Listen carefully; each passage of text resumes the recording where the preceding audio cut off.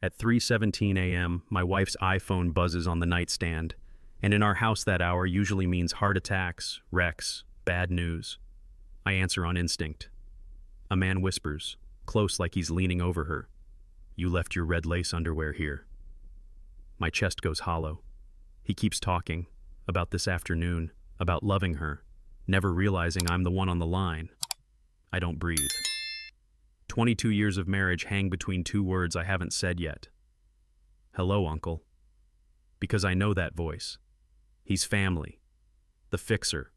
The guy pouring beers at our barbecues, calling me nephew, smiling with my daughter in his arms. I end the call, set the phone down where I found it, and stare at the ceiling while the digital clock burns holes through the dark. When Aaron slips back under the covers and asks, "Was that my phone?" I say, "Wrong number." It isn't.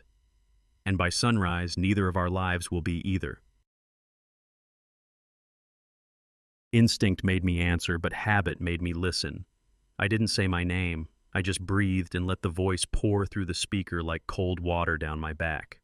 He sounded close, confident, the way a man talks to someone he thinks is alone with him. He laughed softly and described the afternoon like it was a memory we all agreed to keep. I sat up in the dark, one hand on the mattress, feeling the warm dip where Aaron had been sleeping. The digital clock blinked 3:17 again, like it wanted a witness. Over the years, I've taken midnight calls about births, storms, even my father-in-law's stroke. This wasn't that. This was intimacy, careless and practiced. He knew our schedule. He knew when the house went quiet. He knew my wife. The words kept coming, sticky sweet and ordinary, until something in the cadence snagged a thread in my memory. Familiar. Family. I knew that voice. I knew. I didn't say his name out loud because saying it would make it real. Mark Kellerman. Mark. Aaron's uncle by marriage, the family fixer, the man who never arrived without a tray of ribs and a story about some deal he closed. He was in our photos, our holidays, our waiting rooms. He toasted our anniversary and called me brother. Hearing him whisper to my wife like a teenager behind the bleachers cracked something I didn't know could crack. At 48, you think you've seen most of the tricks life plays. Then it deals you a card with your last name printed on it. I could see him at 4th of July barbecue, wandering the backyard with a beer, winking at Aaron while I lit sparklers for our daughter. Memories flipped, like someone had switched the captions under every picture. I wanted to shout, to wake the neighborhood. Instead, I swallowed the shout and filed the name under a word. War. Before that call, our life looked ordinary the way folks our age call blessed. 22 years with Aaron meant mortgages refinanced twice, a freezer full of Costco dinners, 2 minivans, then a sensible SUV, and a daughter who called less after moving to Portland. We had rituals, Friday pizza, Sunday church when we could, spring cleaning that ended with me finding our wedding album and going quiet. We'd fought over money, in-laws, and the thermostat. We'd also held hands in emergency rooms and laughed at jokes no one else found funny. The last few years, the edges frayed. Late meetings, new lingerie I pretended not to see, date nights rescheduled for busy weeks that kept multiplying. Still, I told myself marriages have seasons, and we were just in winter. That night, watching the clock glow over Aaron's shoulder, I realized seasons end. Sometimes spring returns. Sometimes the frost kills roots you thought were permanent. I wasn't ready for that yet. Aaron padded back from the bathroom, hair tousled, the way she looks when she's half awake and generous. "Was that my phone?" she asked, sliding under comforter like nothing in the world could be wrong at 3:20 a.m. I kept my face neutral and my voice low. Wrong number. It was the smallest lie I've ever told, and it weighed the most. She settled on her side, one arm across my chest like any other night, and in that gesture, I felt the map of our house redraw itself. The hallway got longer, the kitchen light harsher, the bed colder. I've always believed in fixing things. Leaky faucets, outlets, busted fences. Say the problem out loud, grab the right tool, solve it. But I couldn't say this one without blowing a hole in our life. Aaron's breathing slowed. The clock clicked forward. I stared at the ceiling and tried to unhear a voice I'd known for years. I didn't sleep. I planned. Morning made everything look normal, which is its own kind of lie. I brewed coffee, scrambled eggs, and set out jam like we were starring in a commercial for second chances. Erin came down in her suit, hair smooth, phone in her hand. We have a routine. I read the headlines, she scans emails. We swap weather and traffic like neighbors over a fence. Today, the headlines didn't stick. I watched her thumb hover over messages, retreat, hover again. "Sleep okay?" I asked, casual as toast. "Like a baby," she said, and a small muscle ticked in her jaw. I poured more coffee I didn't want and let the silence get heavy enough to notice.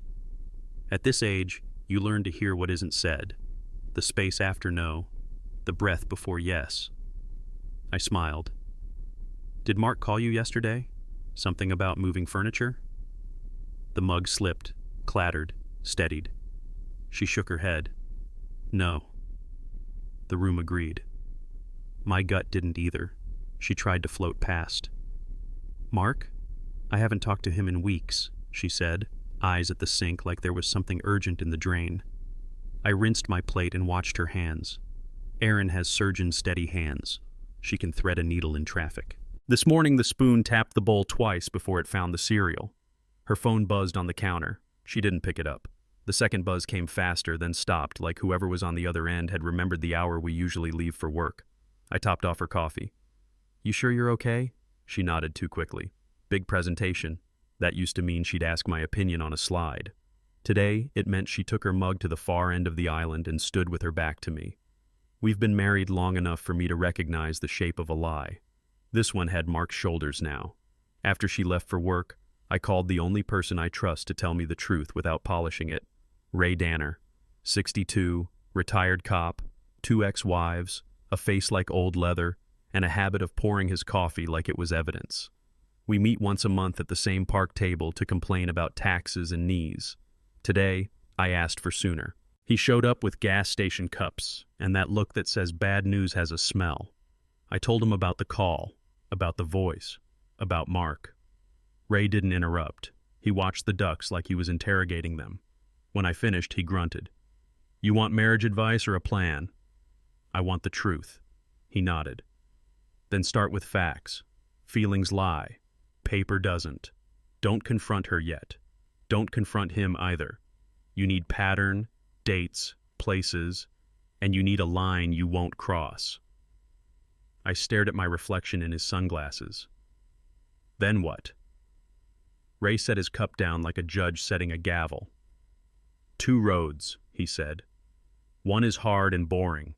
Gather evidence, talk to a lawyer, keep your head. The other is fast and hot. Make a scene, blow it up, spend the next 10 years paying for the blast radius." I thought about every man I know who swallowed pride and called a counselor, and every man who torched his life trying to feel powerful again. "What would you do?" he snorted. "I'd start with truth. Truth changes the air in a room. And listen, Jack, revenge ages you in dog years. If you go that way, you'll want rules." He ticked them off. "No kids, no crimes, no collateral that isn't earning it. Keep a witness. Keep your hands clean." He looked at me over the rim of his cup. "Decide what you can live with, because you're going to have to."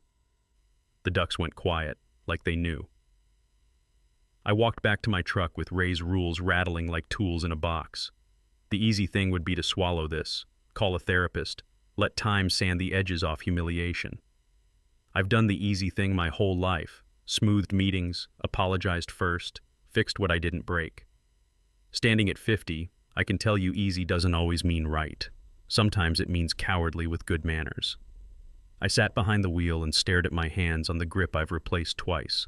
In the windshield, I could see the park, the pond, the bench where families teach toddlers to throw bread. I could also see a man who'd been lied to in his own bed. I texted Ray 2 words. "I'm in." Then I added 3 more. "Rules apply. Witness." He replied with a thumbs up and a time. I exhaled. I wasn't going to divorce quietly. I was going to end something loudly enough to hear for once. Ray sent me to the one person in Cedar Ridge who treats gossip like casework, Mrs. Ethel Caraway, 73, sharp as a tack, and the kind of neighbor who remembers what you wore to the parade in 2009. Her living room looked like a newsroom. 3 laptops, a police scanner murmuring codes, file boxes labeled by last name. She hugged me like church. then got down to business. "You came about Mark," she said, not asking. I nodded. She slid a legal pad across the coffee table. "Dates you suspect, places she disappears. Let's see what overlaps." I wrote with a shaking hand. Ethel typed with a steady one. "Men like Mark are clocks," she said. "They run on routine and attention." She tapped a screen. 3 Thursdays at the same bar, 2 Tuesday afternoons at the same motel, and Saturday mornings, downtown with that car of his. My stomach dropped. Ethel leaned back. "You ready to see pictures, Jack?" She opened a manila folder and fanned out photographs like playing cards. In the first, Mark's '67 Mustang sat outside the rusty spur, chrome bright under the neon sign. In the second, the Mustang again, this time tucked behind the Pinecone Motel, room numbers barely visible. Another shot showed him at the self-serve car wash, shirt sleeves rolled, looking around the way a man looks when he hopes no one recognizes him. Ethel narrated without drama. Dates in the corners, timestamps, handwritten notes about weather and traffic. "I follow patterns," she said. "Men who schedule sin tend to keep the schedule." She highlighted phone records, tags, a receipt he dropped at the hardware store. None of it screamed guilt. Together, they whispered the same name. "When was Aaron home?" she asked. I checked my calendar. Ethel drew a line straight through both photos. "Overlap," she said. The room felt warmer. The Mustang looked less like pride and more like evidence. Ethel didn't sugarcoat any of it. She pulled another folder, thicker, and laid out names like a roll call. Jennifer Walsh, bank teller, divorced, 2 kids alternating weekends. Susan Morrison, librarian, husband travels. A bartender named Lisa, new in town, a rent that doesn't wait. "Rumors don't move me," Ethel said. "Patterns do." She pointed to call logs, tags, overlapping lunch breaks, a credit charge for flowers bought twice in one day at 2 different shops. If you've ever balanced a checkbook after 50, you know how small numbers tell big stories. I kept my jaw still and my voice low. "How sure are you?" She clicked a window. A photo. Mark's truck behind the bank. Another. Mark at the library drop box, not holding books. Then the motel again, curtains half drawn.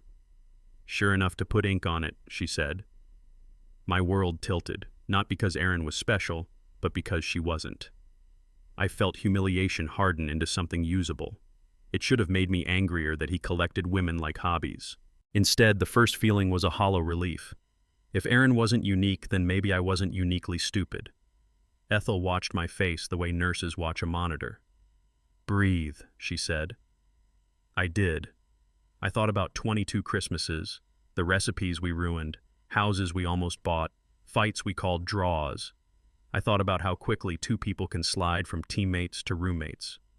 Somewhere in the last few years, I'd decided to be grateful for quiet. Mark, it seemed, had decided to fill quiet with noise.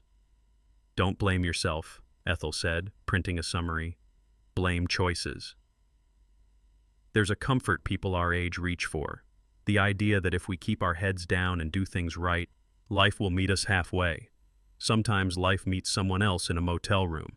I tucked the packet under my arm. Erin wasn't the exception. She was a data point. I drove home with the packet on the passenger seat like a sleeping animal. At a red light, I almost rolled down the window and let the wind take every page. Instead, I gripped the wheel and counted breaths like Ray taught me years ago after my father-in-law's stroke. The first feeling was grief, the gray kind that flattens sound. 22 years is a long shelf to clear. You don't just lose a spouse, you lose an audience to your stories, the other name on the mailbox, the person who knows which knee hurts in the rain. Somewhere between the grocery store and our driveway, grief burned off and something hotter took its place. Anger doesn't need caffeine. It climbs your spine and stands you up. I parked, carried the packet to my basement, and set it beside the toolbox I got for Christmas in '05. I wasn't going to scream. I was going to work. That felt like a mercy. I've built decks, repaired drywall, and rebuilt a lawnmower from a coffee can of bolts.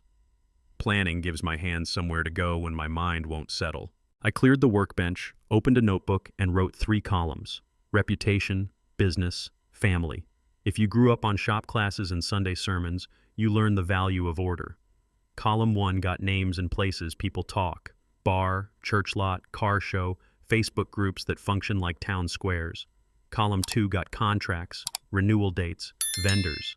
Column 3 got birthdays, anniversaries, the soft spots families defend even when they shouldn't. Ray's rules went on the first page: no crimes, no kids, no collateral that didn't earn it, witness if possible. This wasn't justice with a badge. It was a project with a budget: time, patience, restraint. I pictured Mark's smile at my grill, sauce on his fingers. I pictured Aaron's phone lighting up after midnight. I sharpened a pencil. I started. Campaign sounds political. What I had was simpler. Pressure points. Reputation first, because small towns keep score in whispers. If the right people see the right things, the story moves itself. Business next, because men like Mark measure themselves by invoices and handshakes. Hit the ledger, and they feel it in their bones. Family last, not as target, but as mirror. Let the people closest to him see what strangers now know. I wrote specific goals under each heading. Reputation, public embarrassment without touching a hair on his head. Business, encourage doubt among property managers who sign the checks. Family, a private conversation with Paula that ends with honesty. I added a final line in the margin. Exit plan, attorney on call, separate accounts, a bag packed in the garage. Somewhere between lines, my anger cooled into focus. Ray texted, "You still sure?" I looked at the notebook, the names, the dates. "Yes," I replied. "I'm absolutely ready." I started where his pride was parked. The '67 Mustang isn't just a car in Cedar Ridge, it's Mark's calling card. On Saturdays, he lines it up downtown, hood polished, stories louder than the exhaust. Men our age understand this. Machines are memory keepers. They hold the afternoons we didn't waste and the tools our fathers taught us to hold. I walked the row like any other admirer, hands in pockets, noting how he circled, who he greeted, where he set his keys, when he drifted away to brag. I didn't touch the paint. I didn't scratch a thing. I wanted something cleaner than vandalism, something he'd feel in his face before he felt it in his wallet. A showman loves an audience, so I found a way to give him one at the wrong moment. Ray stood across the street with a coffee, notepad in his jacket, retired cop posture that says witness without a badge. "Your move," he murmured. Car shows run on routine, engines up, hoods down, slow cruise to the display lane when the noon crowd swells. Mark slid behind the wheel, gave the throttle a proud tap, and waved to a knot of guys who always laugh a little too hard at his jokes. That's when the sound started, clear, unmistakable, and coming from the car itself. A woman's moan, breathy and ecstatic, echoing off storefront glass like a bad dream with a PA system. Heads turned. Mark froze, then gunned it, then braked, eyes wild, hands patting pockets for a phone that wasn't the problem. The crowd didn't know where to look.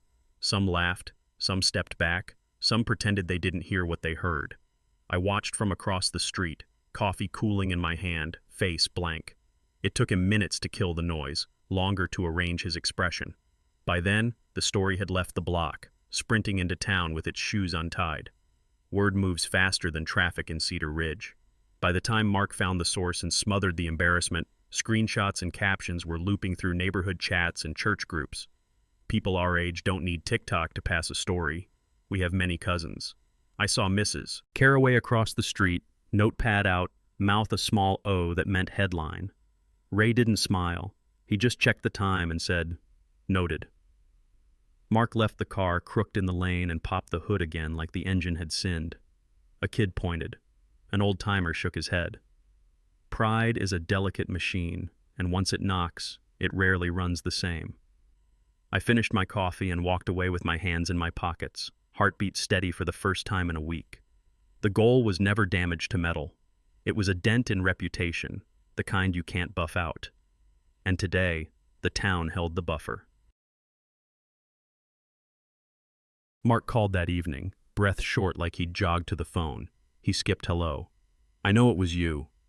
I let the silence work, the way managers do in meetings when someone overplays their point. "Know what was me?" I asked. He swore, then launched into the car show, the noise, the laughter. I pictured his knuckles white on the steering wheel and kept my voice calm. "I was home building shelves," I said. "Plenty of witnesses." Not a lie. Ray had spent the afternoon in my garage, leaving empty coffee cups like alibis. "You're making a mistake, Jack." He added the name like a shove. "You think you can humiliate me and walk away?" I glanced at the clock, at the chair where Aaron usually reads. "I think there's a lot you assume," I said. He tried another angle, softer now. "Let it go." I ended the call, set the phone down, and realized he'd confirmed my move. I didn't need a confession. I needed leverage. Mark's HVAC company lived off 3 property management contracts that rolled every spring. In small towns, renewals are less about bids and more about trust, showing up when the heat dies on a Sunday and remembering a manager's kid plays varsity. I made 3 careful calls from a pay-as-you-go line, the kind businesses ignore until it mentions risk. I didn't accuse. I asked questions any prudent client would ask. Had they heard about the incident downtown? Had response times slipped? Were they comfortable with recent distractions? The word does work. It invites an insurance brain to picture liability. I kept it civil, bland, and brief, then hung up and wrote it all down like minutes. Ray hated the gray of it and said so. "Feels slimy." I nodded. So did that phone call. He couldn't argue with the math. Reputation cracks first, then contracts. By week's end, meetings were on calendars that mattered. Rumor is a crude tool. Doubt is precise. I didn't plant stories about affairs or morals. I asked the kind of practical questions that keep operations managers up at night. If an emergency hits on a holiday, who's the backup? What's the average closeout time on a no-heat ticket? Are background checks current? None of that breaks a law. All of it nudges a file from approved to review. By Tuesday, one firm requested a sit-down with Mark to align expectations. By Wednesday, another asked for a temporary pause while we evaluate options. Those phrases are corporate for hold your breath. I drove past his warehouse. Trucks idled like cattle behind a stubborn gate. Erin noticed the tension before I said a word. She kept checking her phone at dinner, tilting the screen away like it held a secret. It did. At 9:40, a message lit up with his name. She took it outside. I followed to the hall quietly. Back inside, Erin pretended the night air had been about fresh breath, not fear. She busied herself with dishes she'd never cared to rinse, a domestic performance I'd have found sweet 10 years ago. "Everything okay?" I asked, gentle because gentle reveals more than force. "Work's a mess," she said, which was both true and convenient. She scrolled at the kitchen island, shoulders tense, thumb moving without messages changing. People our age know the dance. You stand near someone you love and feel distance anyway. I poured tea I wouldn't drink and asked about her presentation. She talked for 2 minutes and didn't use a verb. Then her phone lit again, and the color left her face. She stepped into the pantry, whispering into the dark like it could keep secrets. I stood at the sink and listened to the house creak and to my heartbeat counting down. When she emerged, she said, "We should talk." She didn't. Not yet. I stood in the hallway and heard Erin do the thing adults do when they're cornered. Switch to whispering and hope the walls are kind. "We need to be careful," she said. "Something's happening." The pantry swallowed her consonants, but the name came clear enough. Mark. There's a special kind of humiliation in hearing your spouse manage you like a problem customer. She promised to call him tomorrow. She asked him not to text. She said my name like it might wake a dog. When she popped the door, I was rinsing a glass I didn't need to wash. "Everything okay?" "Just work," she said, and kissed my cheek like a receipt. After she slept, I sat in the dark and thought about every man I knew who chose peace and paid for it forever. I wasn't going to be another monthly payment. The next morning, Erin left for lunch with a client. I left 15 minutes later, kept distance. She drove like someone rehearsing a lie, too carefully, checking mirrors not for safety but for guilt. I let 2 cars sit between us and eased down Route 9 where Cedar Ridge gets thin and neon gets loud. The Pinecone Motel looks honest at noon and tired by 3. By 11, it's a secret with parking. Erin swung around back, where numbers run odd and shadows run long. Mark's truck was already tucked beside the ice machine like a dog hiding evidence. I parked at the gas station, bought gum I didn't want, and watched from the window while a commercial for fishing line lied about patience. Erin stepped into room 127 without knocking. The door closed. I didn't take pictures. Evidence is for men planning court. I was planning consequences. I checked the time, texted Ray a single number, 127, and let the anger settle into a calm I recognized from hospital waiting rooms. Fear spins, resolve breathes. I chose breathing tonight. I didn't need to touch them to move them. Some pranks are juvenile, some are surgical. I chose one that would clear a building without leaving a bruise. No damage, no fingerprints, no step-by-step to teach anyone, just enough smell to make management pull the alarm and pound on doors. Cedar Ridge runs on caution. Call something a possible leak, and you'll meet every truck with lights. I made the call from across the lot, gave the room number, and waited in my car with the AC on and the radio low. Within minutes, the parking lot filled with sleepy travelers, coughs, complaints, and the embarrassed shuffle of people who didn't plan to meet their neighbors. Aaron and Mark came out last, blinking into the glare like actors forgetting lines. A manager led them away for questions. I didn't wave. I drove home the long way, letting the town's porch lights steady my hands. No one got hurt. The message landed. Aaron came home pale and careful, the way people look after a bad flight. She moved through the kitchen, touching counters like they could testify. Food poisoning, she said, and poured ginger ale over ice she didn't drink. I nodded like a pharmacist. Rest helps. She avoided my eyes and told me about a coworker who'd had it last month, how it passes, how it's nobody's fault. People in their 40s get good at plausible stories because life hands us real ones all the time. I tucked her into bed and watched her study the dark like it might answer back. When she slept, I stood in the doorway and tried to recognize the house we built. The pictures didn't move, but the stories under them had. In the morning, she apologized for being off. I said, "Happens." She searched my face for a trap and found none. That was the trap. She left for work. I made a list. Ray showed up Saturday with a hardware store coffee and a look that said he'd slept like a rock and worried like a grandfather. We set up in my basement, the place where broken things become useful if you're patient. I walked him through what I'd seen at the motel, what Aaron said, what Mark didn't. He listened without flinching. "You crossed no lines yesterday," he said. "Keep it that way." We drew a map on butcher paper, names, places, times, the kind of bored TV cops build without the commercial breaks. Then he slid a manila envelope across the bench. "If this goes sideways, call the lawyer inside. Retainer's already paid." I stared. "You did that?" He shrugged. "Old habit. I don't like surprises unless they're birthday cake." We ran scenarios, confrontation, exposure, retreat, and set tripwires that would stop me from getting stupid. When he left, the plan felt less like anger and more like carpentry. Measure twice, cut once, hide nails. I'm not proud of the next part, but I won't pretend it didn't work. Reputation has a search bar now. Before a council vote on vendors, someone always types a company name and the word reviews. I built a clean, anonymous site that aggregated public complaints and framed them like a pattern. I didn't invent disasters. I curated frustration, missed windows, rude texts, jobs that needed a second visit, and let the older posts speak to the newer ones. I tightened language, trimmed dates, added context any nervous committee would notice. I stayed clear of lies and specifics that could bite. Vague unease is a stronger current than rage. Then I set up fresh accounts on the platforms everyone reads and seeded the same concerns, calm and documented. The goal was doubt, not slander.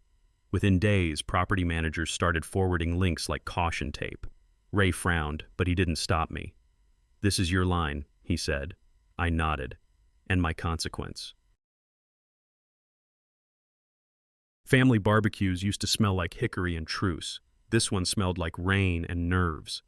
We set up folding chairs in my sister-in-law's backyard while cousins chased a soccer ball between the lilacs. Mark arrived an hour late, shoulders high, eyes scanning for witnesses the way a man scans for exits. He shook hands too long, laughed too loudly, and kept patting his shirt pocket like a man who misplaced his name. I held a platter by the grill and watched him pretend the town hadn't changed its mind about him. It's funny how adults telegraph fear. They stand in a crowd and still look alone. When our eyes finally met, he flinched, then covered it with a sip of beer, and a comment about ribs. I flipped burgers, let the smoke drift, and marked every tell, the twitch, the swallow, the forced joke. Pride was bleeding through the napkin. He knew it. I knew it. The family didn't. Yet. When he drifted near the grill, I handed him a plate and a smile that didn't reach my eyes. "Careful out there, Uncle," I said, soft enough to be private, sharp enough to cut. The word uncle landed like a stamp on wet paper. He studied my face for the old version of me, the peacekeeper, the apologizer, the man who'd fetch ice and change the subject. I let him search. Smoke curled between us like a warning nobody else could smell. "You talking about the car show?" he asked, trying casual, failing. "I'm talking about everything that squeals when you press it," I said. His jaw tightened. He glanced toward Paula, who was arranging potato salad like it might hold a marriage together. "You don't want to do this," he whispered. "You don't want me to," I corrected. He took his ribs and retreated to laughter that broke too easily. Ray caught my eye across the yard and nodded once. 2 days later, Ethel published like a thunderclap. "Kellerman pattern, 7 years of overlap," the headline read, plain as a ledger. She didn't froth. She documented. Photos, timelines, receipts, places where a man's story pulled against the stitches. In towns like ours, truth doesn't need exclamation points. It needs dates. By lunch, the article was on church group threads and HOA emails. By dinner, the council clerk had printed copies for awareness.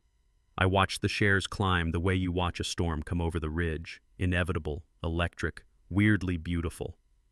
Paula stopped liking family photos. Mark stopped commenting on high school games. Erin read the piece 3 times and pretended her eyes weren't moving. People my age don't always trust media, but we trust Ethel because she sat with us in waiting rooms and baked for our funerals. The phone rang all afternoon. I didn't pick up. You can't unring a bell, and this one shook pictures on walls at home.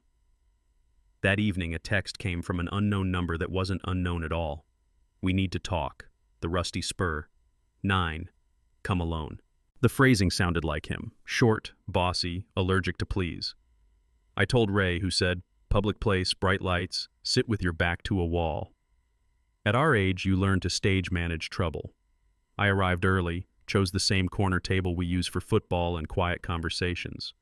The Rusty Spur was busy with shift workers and regulars who treat bar stools like pews. I ordered a club soda and watched the door like a lifeguard. Mark arrived on time, which surprised me. Some men unravel by being late. He unraveled by pretending not to. He bought a whiskey he didn't need, carried it too carefully, and sat down hard. "You did this," he said, skipping the warm-up. I nodded at the room. "Careful. You're loud." He leaned in anyway. "Fix it, or I'll fix you." Tonight. I let the threat sit between us like a wet coat. "Fix what?" I asked. He rolled his eyes. "The lies, the smears, that old bat's blog." He meant Ethel, which told me he'd read every line. "You want truth?" I said. "Start with the motel. Start with my wife's phone at 3:17. He stared at his glass like it might answer for him. Then he made the move men make when they're cornered. He reframed. "Erin's unhappy, you know that. She needed attention. I gave it. That's not a crime." He waited for me to blink. I didn't. "And Jennifer? And Susan? And the bartender who doesn't need your rescue?" His jaw tightened. "Adults make choices," he said, which was as close to a confession as pride allows. "So do I said. He tried to smile and landed on a grimace. "What do you want, Jack?" "For you to understand the bill is coming. With tip. Soon." He scoffed, but his fingers tapped the glass like a metronome losing time. I took my wallet out and set our anniversary photo on the table. 2 younger people grinning under a cheap gazebo, summer light forgiving everything. "You know where my wife was yesterday at 11:30, I said. "Say it out loud." He stared at the picture, then at me. Somewhere behind his eyes, a story tried to pivot and fell. "Don't do this," he said, voice smaller. "Do what?" I asked. "Tell the truth?" For a second, the bar noise thinned, and we were 2 men in a mirror neither liked. He swallowed. "Room 127, he whispered. There it was, the seam splitting. I slid the photo back into my wallet. "You're going to stop," I said, "and you're going to make amends." He stood, his chair scraped. "You can't make me." I looked up. "Watch me." His hands shook. He left without finishing his drink there. The fallout found Erin before lunch. HR called her into a glass room with a plant and a policy binder. Conflict of interest, code of conduct, client relationships, phrases that sound gentle until they rearrange your income. She drove home early, eyes red, mouth set. We sat at the kitchen island like strangers in a waiting area. "They let me go," she said, and waited to see if I'd look pleased. I didn't. Satisfaction is a cheap meal. It doesn't last. "I'm sorry," I said, and meant it in one register if not another. Her phone chimed non-stop, friends asking if she was okay, relatives forwarding Ethel's post with question marks like confetti. Our town is kind until it's curious, then it's efficient. Erin tried to control the narrative online and stepped straight into quicksand. Every word she typed dragged her lower. "Can we fix this?" she asked finally. "We can tell the truth," I said. She didn't like the offer either. That night the house felt smaller, as if the walls had moved in to hear us better. Erin stood by the sink, hands braced, looking like someone doing math with no numbers. "Tell me what you want," she said. It sounded brave.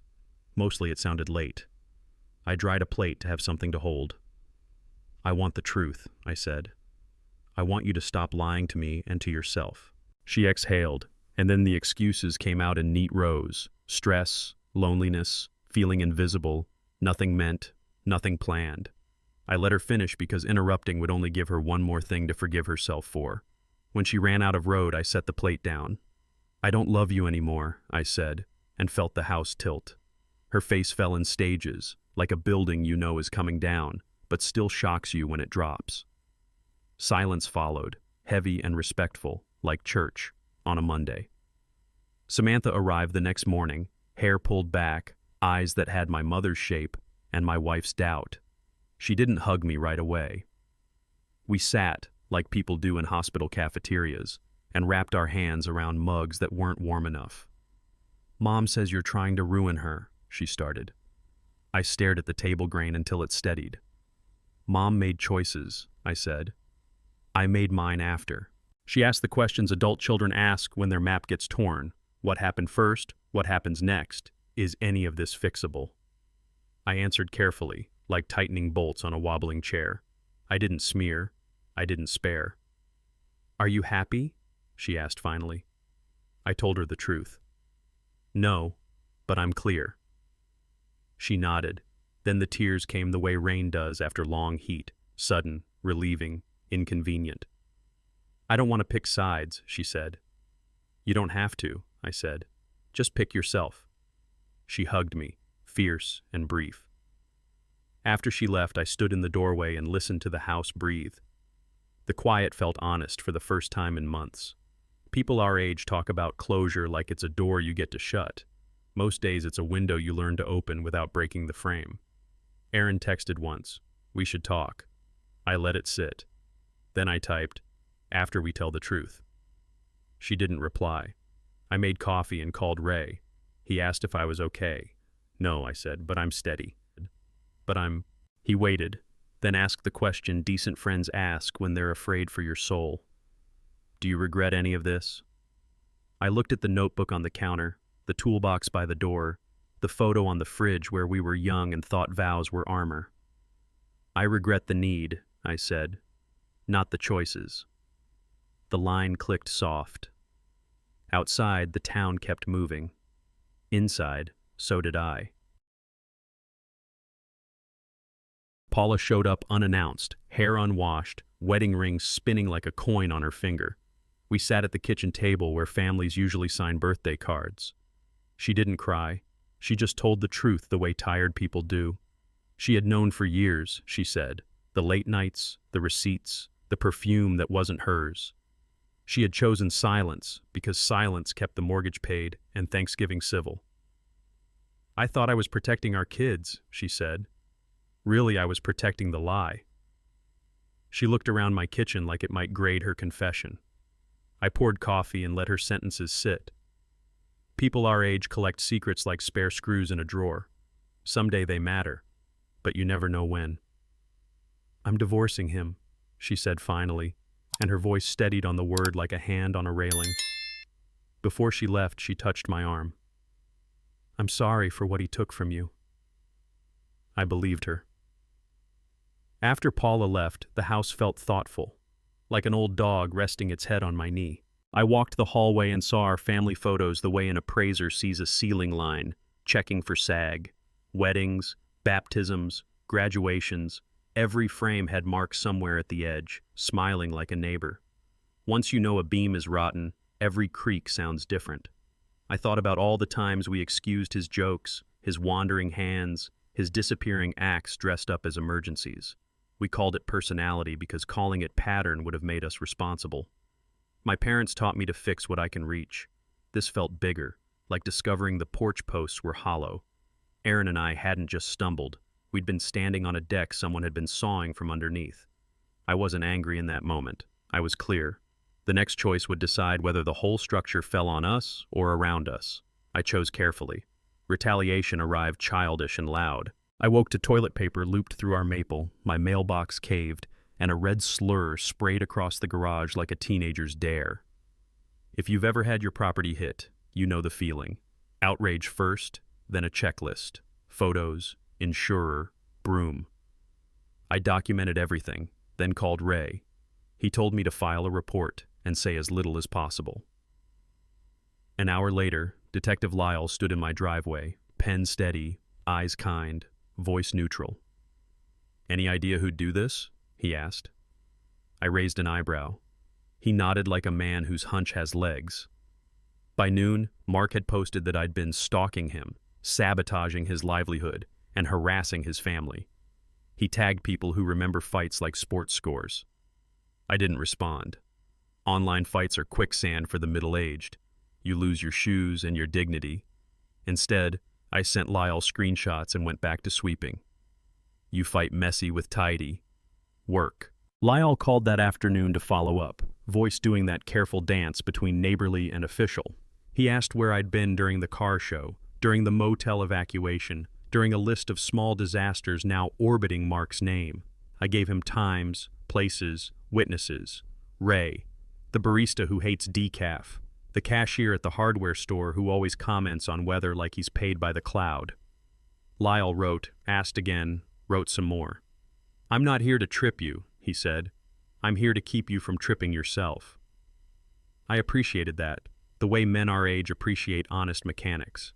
When he left, he had statements, timestamps, and footage from downtown cameras that showed me minding my business at the exact moments I needed to. Mark filed a harassment complaint anyway. My lawyer, Ray's lawyer really, sent a letter reminding everyone of the difference between anger and evidence. Paper doesn't love feelings. It stacks. It holds. Courts prefer tidy timelines. The next night, Mark did what desperate men do when their audience shrinks. He went loud online. A rambling Facebook post hit like a siren. 8 paragraphs of grievance, self-pity, and half apologies welded to blame. He named Aaron. He hinted at others. He framed himself as a man misunderstood by small minds and jealous husbands. People our age know that platform. It's where we post grandkids and yard projects, not confessions. Comments stacked fast. Some defended him out of habit. Most didn't. Ethel screenshotted before he could edit. My phone lit up like a slot machine nobody wants to win. I didn't reply. I read every line, then read it again and recognized the real message. He wasn't in control anymore. The post wasn't strategy, it was a flare. Within an hour, he doubled down. Live-streamed tears, jittery threats, an appeal to God and football buddies. The town watched, not gleeful, just tired. Pride was burning through its last gas. At midnight. By morning, the post had mutated. He uploaded screenshots, private texts, cropped photos, late-night call logs, and dragged 3 women into the street by name, Aaron, Jennifer, and Susan. He blurred nothing. He offered context like poison, describing moments that weren't his to describe. If you've lived long enough, you know how violations can hide in plain language. It wasn't erotica, it was exposure, a breach of trust dressed as defense. The comments turned. Men who'd once called him stand-up told him to take it down. Women who'd kept quiet about his wandering attention spoke up, simply and clearly. Ethel archived everything for the record. I sat at the kitchen table and felt two things at once: a grim, cold justice and a wave of grief for collateral I hadn't planned to wound. Samantha texted, "We need to stop this." I stared at the screen, then typed the only truth that fit. I can't. He's doing this to himself. I am watching. Erin pivoted the way professionals do when the floor gives way. She posted a carefully worded statement: sorrow, accountability, boundaries, and framed Mark as a manipulative predator who exploited her vulnerabilities during a difficult season. Some of that was true. Some was theater.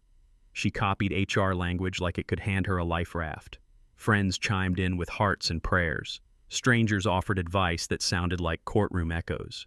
I read it twice and felt the odd relief of not being the designated villain. Then the phone rang. "You did this," she said, voice hoarse, grief braided with fury. "You pushed him until he exploded." I looked at the notebook where my rules lived and said what I could live with. "I didn't write his posts. I didn't choose your afternoons." She went quiet, then took the last defensive hill. "You never listened." Maybe I hadn't. Maybe I had, and it hadn't mattered. "Tell the truth," I said. "Start there." Tonight. Samantha drove down again, shoulders set the way she used to before a hard exam. We walked the neighborhood because movement makes heavy talk lighter. She didn't waste time. "Dad, you're burning it all down," she said. I let the accusation land. Maybe I was. Maybe I was just striking matches near wood that was already dry. She told me about group chats blowing up, co-workers whispering, friends picking teams like high school again. "I can't escape it," she said. "It's our name." I stopped at the corner where the maple drops too many leaves every fall. "You didn't do this," I said. "You don't have to carry it." Tears came anyway. Adult children cry differently. Less noise, more history. "I miss who we were," she said. "Me too," I said.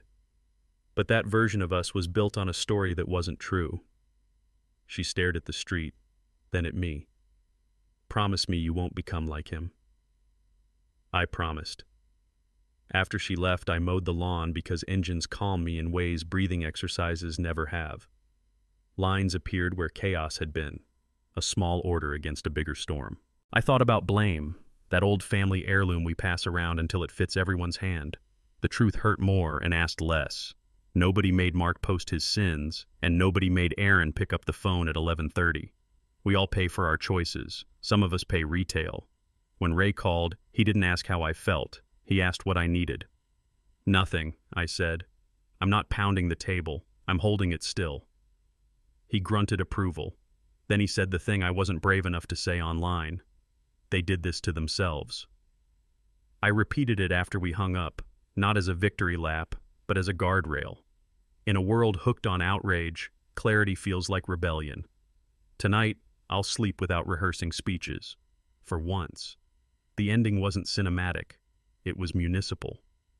Detective Lyle knocked just after breakfast, hat in hand, expression that said he'd rather be anywhere else. "Mark Kellerman was arrested last night," he said. "Disorderly conduct, public indecency, resisting."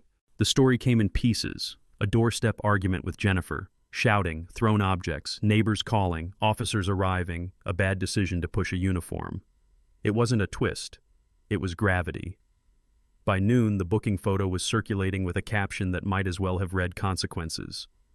I thanked Lyle for telling me in person. He shrugged like a coach after a necessary benching. "He's saying you caused all this," he added. I nodded. "Of course he is." After he left, I stood in the yard and watched sunlight find the garage door where the slur had been. You don't scrub shame off a town, but you can rinse a driveway. My phone buzzed. "Ray." "It's over." "Maybe not, but close enough." By week's end, Cedar Ridge spoke in murmurs that carried like thunder. At the diner, forks paused above pancakes when his name came up. At church, the prayer list grew, and someone added all broken families like a blanket. The barbershop had theories. The hardware store had details. Ethel didn't gloat. She archived, corrected, and moved on to potholes and budgets because towns survive by changing the subject. Mark's reputation didn't fall in a day. It crumbled in layers. Coach, deacon, funny guy with the grill, each title peeling off like old paint. Paula stopped wearing her ring. His grown kids switched their last names on social. Even men who once envied the Mustang looked away when they heard the engine.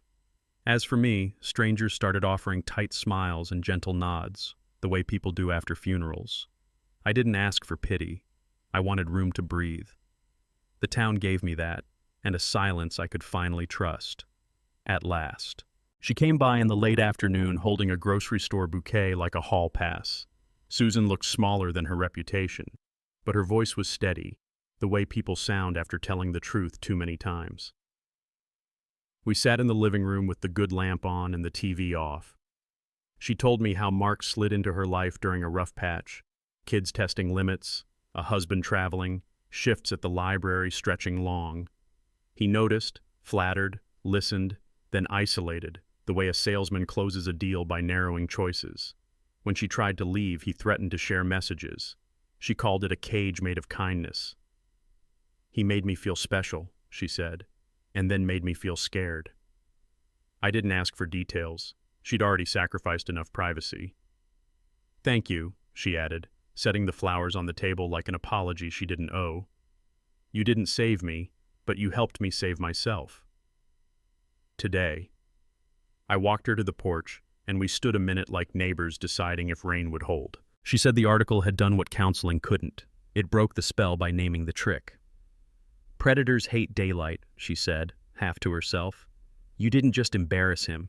You ended the secrecy that let him pick people like me. I thought about that word people, how safe and unspecific it sounds until you realize it carries names. She squeezed my arm the way a mom steadies a kid at a curb. I know you weren't doing it for us, she added, but it helped. In our age bracket, gratitude comes out plain. We've buried enough pride not to dress it up. I told her I was sorry for the pain inside the help. She nodded.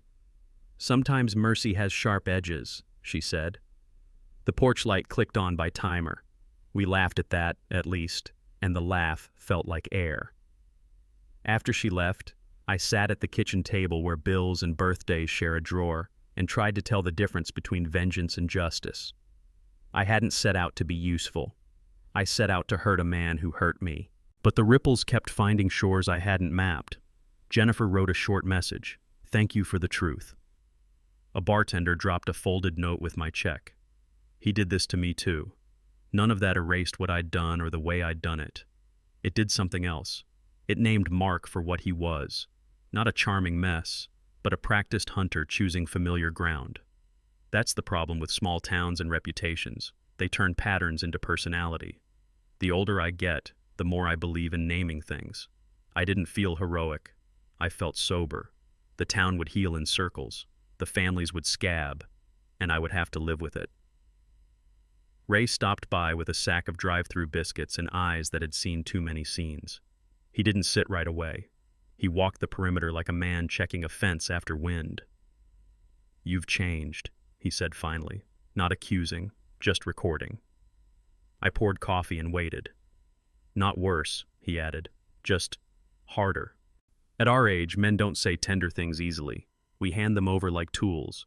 He told me to watch the edges, sleep, appetite, the way anger can sneak back in a different hat. You can win a fight and still lose your hands, he said, meaning the parts of yourself you like. I told him about Susan's visit, about the messages, about the odd mercy of exposure. He nodded, then pointed at my notebook. Close that for a week, he said. Give your brain a clean counter. He left the biscuits and a silence that wasn't empty. I ate one slowly and tasted relief. For once. I walked the house like a museum guard after closing, touching frame edges and remembering who we used to be when the picture was taken. The hallway held kindergarten art and a crooked diploma. The bedroom held the cedar chest with letters that predate email and fights that ended with laughter. In the basement, I found the toolbox Aaron bought me the year money was thin and love wasn't.